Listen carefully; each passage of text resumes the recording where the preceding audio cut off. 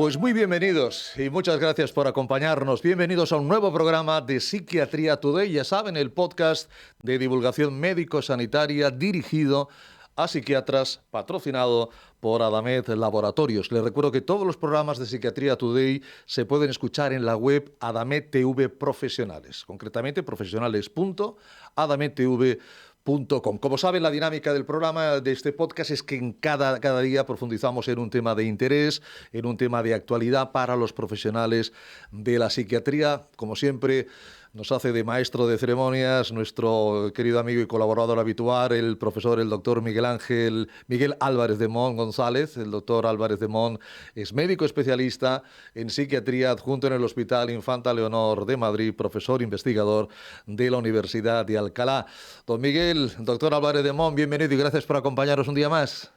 Muchas gracias, Ricardo. La verdad es que encantado de estar aquí y súper ilusionado de que esté hoy una invitada de honor para mí, porque yo, de alguna manera, sigo sus pasos en el Infanta Leonor. O sea que estoy, deseando que la presentes. Con tu permiso lo voy a hacer porque el tema también, como siempre, es espectacular. Nuestra invitada del programa de hoy es la doctora Cristina Banzo, que lleva desde el año 2012 desarrollando su labor asistencial en el Hospital Universitario Infanta Leonor de Madrid. La doctora Banzo se licenció en psiquiatría en la Universidad de Zaragoza, realizó su residencia en el Hospital Clínico Universitario Lozano Blesa, también de la capital aragonesa. Actualmente atiende hospitalizaciones de pacientes con patología aguda y lleva trabajando 10 años en la unidad de atención a personas con trastornos de conducta alimentaria y obesidad, un área de especial interés para la doctora, ya que dedicó su tesis al estudio de los fenotipos clínicos de las personas con obesidad, concluyéndola en el año 2016 con reconocimiento cum laude, lo cual nos lleva evidentemente a felicitarla cordialmente. Dentro de sus áreas de interés está la psicoterapia para el abordaje de los trastornos de la conducta alimentaria y obesidad ya nombrados, la patología psicosomática y los cuadros con historia traumática. Y con ella el doctor Álvarez de Mon pues va a hablar, entre otros temas, de los trastornos por atracón. Fíjense, los trastornos por atracón, un trastorno grave de la alimentación en la que la persona pues consume grandes cantidades, extraordinariamente grandes incluso, de alimentos, siendo incapaz de parar de comer. Doctora Banzo, Cristina Banzo, bienvenida y gracias por acompañarnos. Buenas noches. Pues hechas las presentaciones, don Miguel, doctor Álvarez de Mon, el tiempo, la cámara, el micrófono es suyo. Bueno, muchas gracias por la presentación. Bueno, doctora Banzo, si te parece te voy a llamar Cristina, porque siendo compañeros y amigos, pues es que me resulta muy difícil decirte doctora Banzo. Pasarnos a... Sí, te lo agradezco, me pasa lo mismo.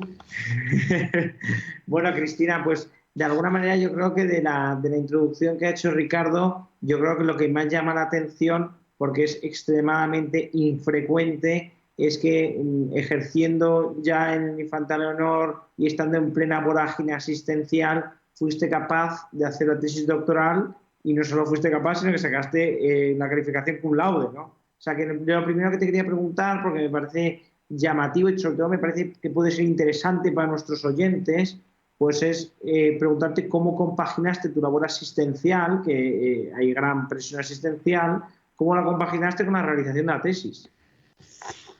O sea, para empezar, diré que me formé, hice la residencia en el Hospital Clínico de Zaragoza, que es un centro donde nos inculcaron, ¿no?, la necesidad de complementar a la asistencia clínica con investigación y también con la parte docente.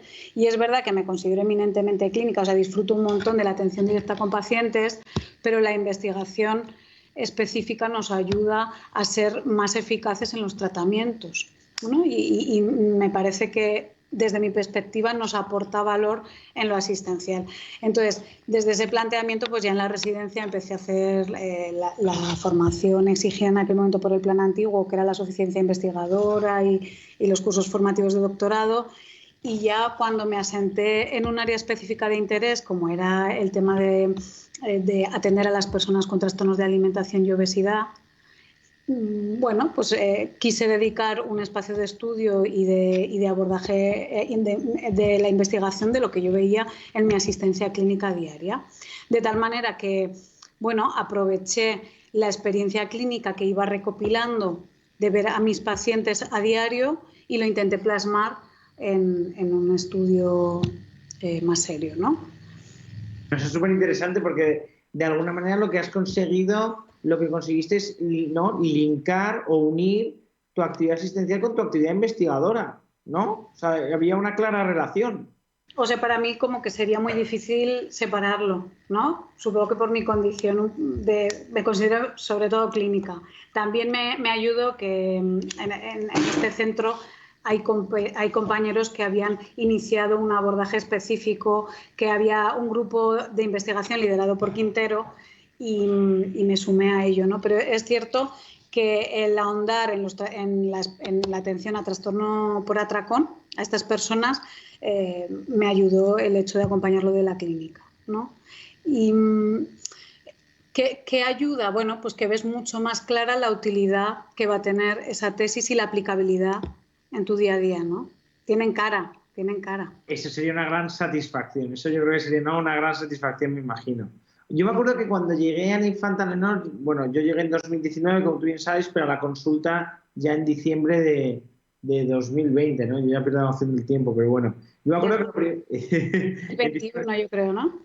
No, bueno, diciembre de 2020, ¿no? Enero de 2021. Bueno, el hecho es que yo me acuerdo que una de las cosas que a mí personalmente me llamó más la atención cuando llegué a Infanta Leonor, digo, cuando yo estaba en el hospital de día, pero yo ya oía del programa de atención al paciente con obesidad y de trastornos de la conducta alimentaria, era sobre todo la parte de pacientes con obesidad, que normalmente, me parece novedoso. Quiero decir que creo que en España, por lo menos, no es norma general o no es lo habitual que un psiquiatra o que en general el servicio de psiquiatría preste esta atención a los pacientes con obesidad. Entonces, quería por favor que nos contases qué hacía o qué hace un psiquiatra atendiendo a pacientes con obesidad y, en tu opinión, qué valor adicional aporta.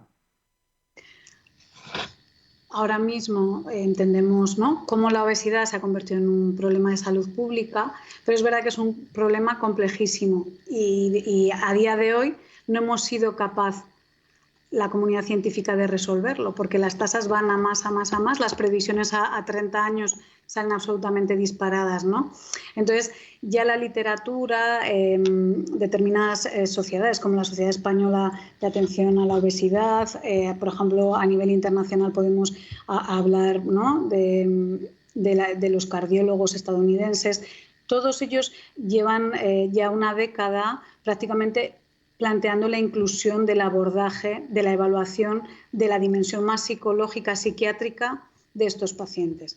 ¿En qué se traduce en lo práctico esto? Históricamente atendemos a estas personas trabajando solo a nivel de hábitos, intentando hacer un modelado de una dieta mediterránea, activándolos a nivel de ejercicio físico. Es decir, una atención exclusivamente más centrada en el consejo nutricional y endocrinológico. Lo que se ve es que la posibilidad de mantener los resultados a medio plazo son malas, ¿no? Entonces, ¿qué vamos viendo? Cuando incluimos ese abordaje específico de la parte psiquiátrica, los resultados son mucho más satisfactorios. ¿Qué es lo novedoso? Desgraciadamente, la psiquiatría se ha incorporado tarde en la atención de estos pacientes. Si pensamos, ¿no?, en las personas que tienen anorexia o que tienen bulimia, tienen un histórico, un recorrido en el que la psicología y la psiquiatría tienen una impronta clara, ¿no?, en su atención. En cambio, en el paciente con obesidad no es así. Totalmente de acuerdo, yo creo que eso es un hecho. O sea, eso es lo que acabas de hacer es describir un hecho. Entonces, podríamos debatir, ¿no? Podríamos abrir el interrogante de qué nos ha pasado para no atender al mismo tiempo a este perfil de pacientes. Yo creo que nos cuesta, ¿no?, ver al paciente con obesidad grave y entiendo como grave personas que han intentado tratamientos convencionales y que no van bien, como un paciente que hay detonantes, aspectos etiológicos o mantenedores que tienen que ver con características psicológicas, que tienen que ver con dinámicas de relación complejas a nivel familiar. Es decir, la atención específica, una evaluación exhaustiva, nos ayuda a poder atender la psicopatología que presentan, es decir, las personas que tienen obesidad asocian psicopatología por ejemplo, asocian unas tasas muy importantes de depresión. Hay un binomio obesidad-mujer que se asocia mucho con la depresión, tasas de ansiedad elevadísimas. También hay historias muy complejas de vida, ¿no? En pacientes con obesidad que no va bien con los tratamientos convencionales. Hablo de trastorno por estrés postraumático. Esto nos lo encontramos también en personas con bulimia y sobre todo bulimia y anorexia purgativa. Pero es cierto que en personas con obesidad grave, si uno lo explora, también nos lo encontramos. Entonces, bueno, el planteamiento de por qué nos hemos incorporado tan tarde a atender a estos pacientes, también hay aspectos de tipo más social, ¿no? Sí, yo según te escuchaba, a mí me recuerda, a ver si te parece un disparate, pero muchas veces a los pacientes con juego patológico o con algunas adicciones durante algunas décadas ha habido tiempos en los que se les ha considerado viciosos o sea, quiere decir que se ha visto como un problema conductual o mala educación o yo qué sé, ¿no? Y es innegable que con las personas con obesidad hay un estigma, y hay un estigma a nivel social, pues porque impera un ideal de delgadez, y seguramente pues los profesionales, la comunidad científica, bueno, pues al final vivimos en sociedad, ¿no? Quizás estemos imbuidos también en ese estigma.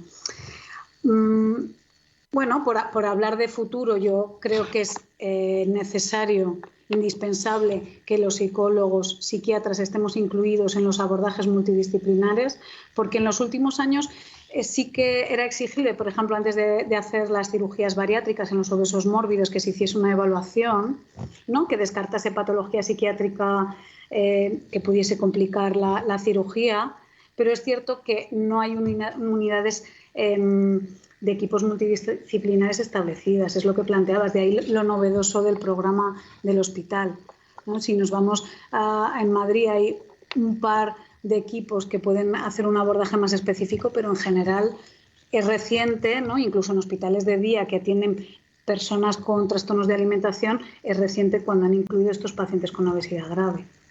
Entonces, ¿qué es lo novedoso un poco de la consulta y también lo que encontrábamos en el estudio de la tesis? Bueno, que claramente la asociación entre obesidad y psicopatología lo encontramos en población clínica. En población clínica y en población no clínica. ¿Qué quiero decir con esto? Las personas que yo recibía y que ahora recibes tú en el hospital no habían pasado por salud mental antes. Es decir, la relación que tenían con la comida, el fenotipo de la obesidad tenía un sustrato debajo de alteraciones psicopatológicas, desde depresiones atípicas, ¿no? Que cursaban con hiperfagia y con hipersomnia, trastornos de ansiedad, también nos encontramos muchas veces trastorno por déficit de atención e hiperactividad. Pensemos que fundamentalmente nos consultan mujeres, las mujeres consultan más en los servicios de salud mental, están más afectas de trastornos de conducta alimentaria, y si pensamos en el histórico del trastorno por déficit de atención e hiperactividad, normalmente están más infradiagnosticadas. Entonces, nos encontrábamos en consulta lo que clásicamente llamábamos el subtipo inatento. De tal manera que es totalmente necesario, ¿no? que estemos presentes en la atención a estos pacientes para poder optimizar los resultados. Eso sería lo novedoso. No, bueno, pero totalmente novedoso. O sea, digo que eso yo creo que no es la norma, o sea, no es la práctica clínica habitual. O sea, que me parece que poder incluir un abordaje y una evaluación psiquiátrica en el paciente con obesidad, sobre todo en el paciente con obesidad, incluso pues obesidad mórbida o obesidad, como tú bien has dicho, que a veces la gravedad también nos marca la refractariedad al tratamiento. Quiere decir que tienes un paciente con obesidad que es que no le ha ido bien ni la cirugía bariátrica, digo, fracaso de dietas, por supuesto. Y pues para que nos hagamos una idea, ¿no? Del perfil de personas que acompañamos, la mayor parte de estas personas habían intentado más de 5 veces perder peso, había como un 25% de cirugías bariátricas refractarias, es decir, personas que habían hecho ya una cirugía y que no funciona, una o dos. O sea, de alguna manera, el incluir este tipo de tratamiento psicológico y psicofarmacológico es necesario, ¿no? A nivel farmacológico, ¿cuál era tu aproximación o qué recomendación darías? Porque fundamentalmente nos van a escuchar psiquiatras, también profesionales de otras especialidades, pero que se dedican a lo que están muy interesados en la salud mental. O sea, a nivel farmacológico o a nivel de evaluación, ¿a qué tipo tendrías alguna recomendación de, oye, pues si tienes un paciente con obesidad u obesidad mórbida, según sus características, pues creo que va mejor esto o aquello? ¿Tienes así alguna...?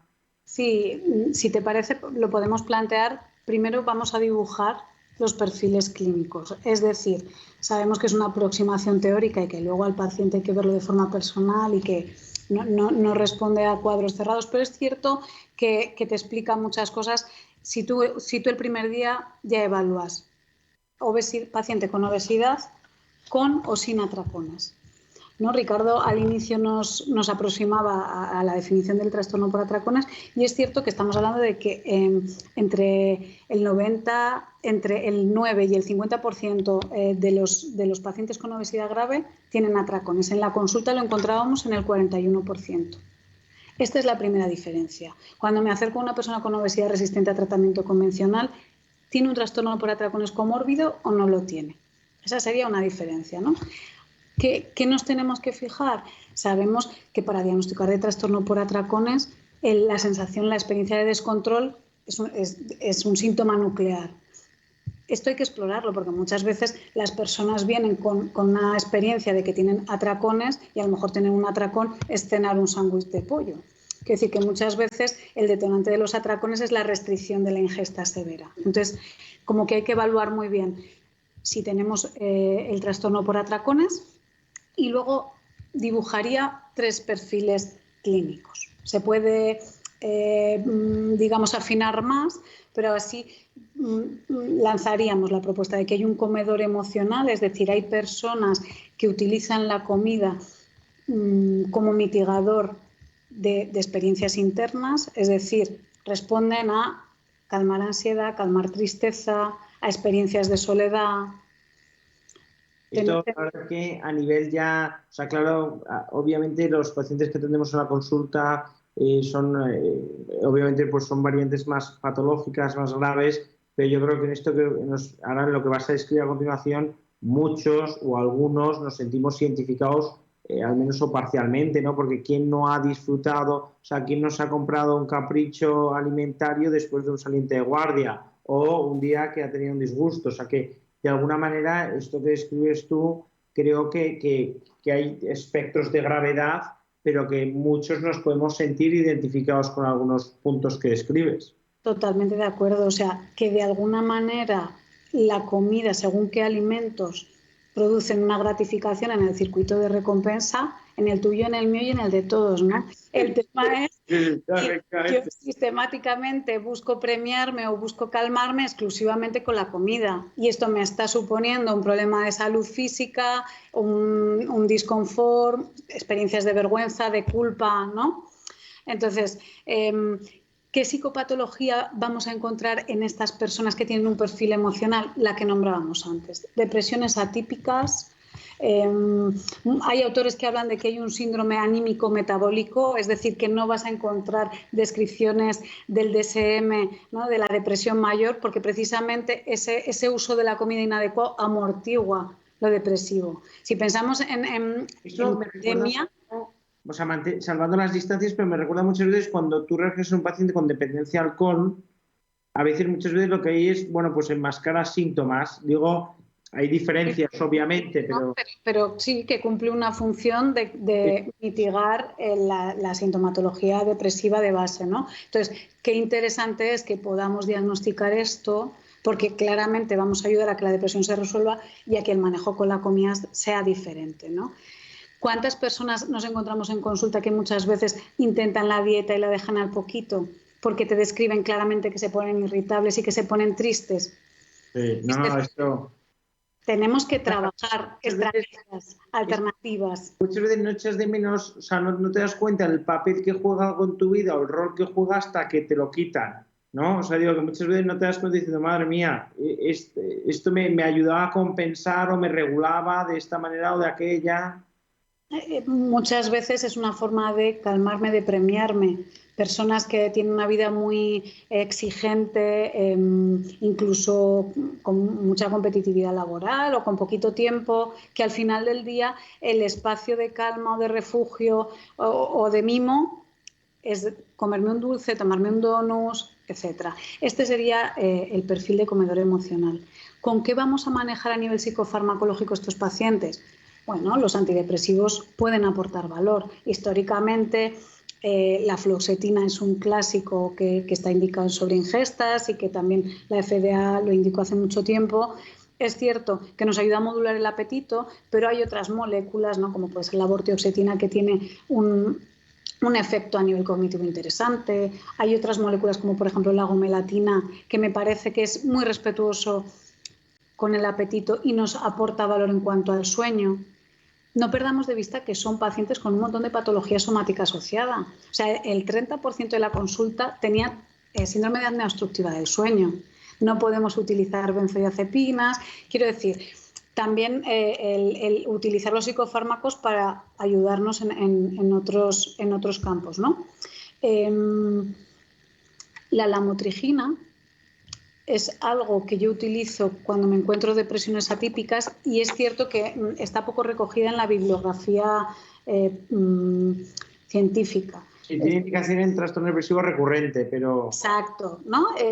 Pero si nos vamos a revisiones más clásicas que hablen pues, de los cambios estacionales, claramente te encuentras personas que hacen oscilaciones de 6-8 kilos de peso entre el verano, que hay mayor disponibilidad lumínica, y el invierno.